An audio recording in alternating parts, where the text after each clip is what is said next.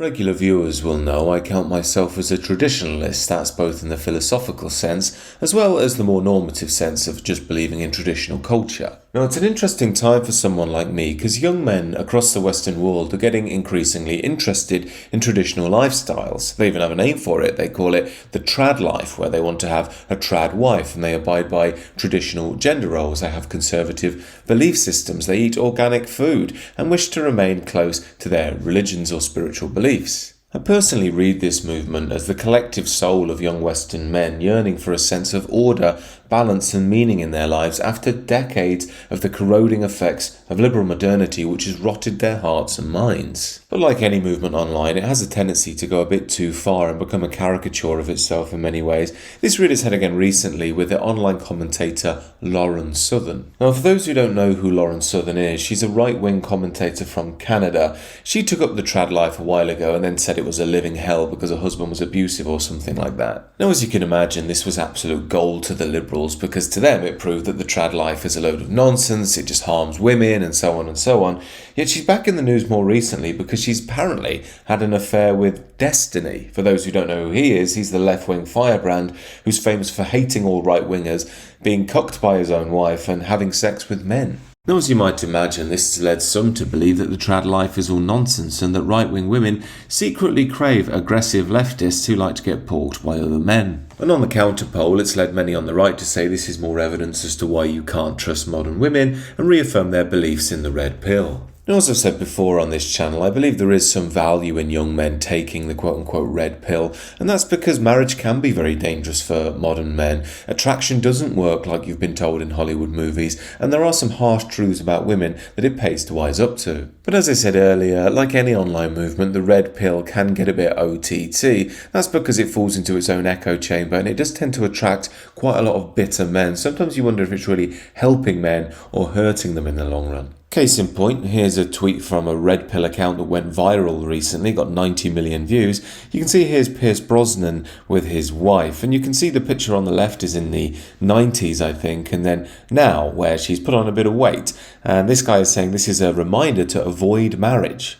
Now, to me, this seems unkind and mean-spirited. She's still an attractive woman, but she's just got a bit older, and we should be celebrating couples who stay together in long marriages. That's what it's about, isn't it? Especially actors who normally get married in these big, lavish ceremonies and then get divorced 10 minutes later. But you can see how toxic the red pill gets with young men like this. Someone states here, I think she looks lovely, to which his reply is, her body mass index is over 30, as if that's a rationalisation. He then tells everybody that they're all cucks and blue-pilled if they don't agree with his worldview. I think this goes to show the lefties do have a point with regards to the toxicity of the red pill. However, we need to be very careful in throwing it all away because there are a lot of important truths in there. But this leads me to the core point of this video.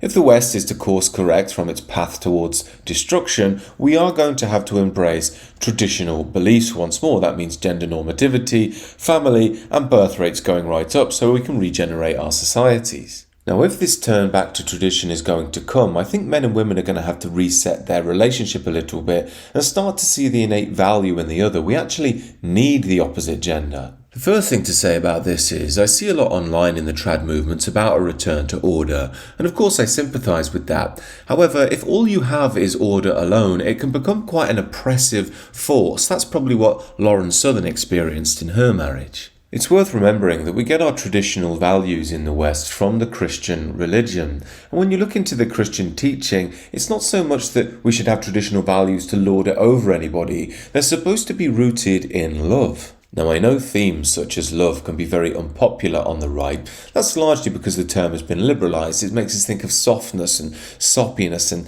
oh my God, Stacey, the stars are shining so bright and you complete me. Yet these ideas are really just from Hollywood. Love in the Christian tradition means something like divine order, offering clarity and harmony in a fallen and broken world. But given the future of the West, the survival of the West is dependent upon the return to those traditional dynamics between men and women, I think it's important that we do give both genders space and time to re-find a sense of sanity as they come out of the mess of modernity. Now, this is why I think we have to be careful around these trad movements. They present an idea of the traditional life which isn't really true. It's over-exaggerated, and young men get into it and think this isn't realistic, and then turn their backs on the whole traditional values that they crave. What happens then is that men and women fall back into the poison of modernity and declining birth rates. We simply have to get this right. These are some of my views, however. Do let me know what you think down below. Do consider subscribing to the channel if you're new.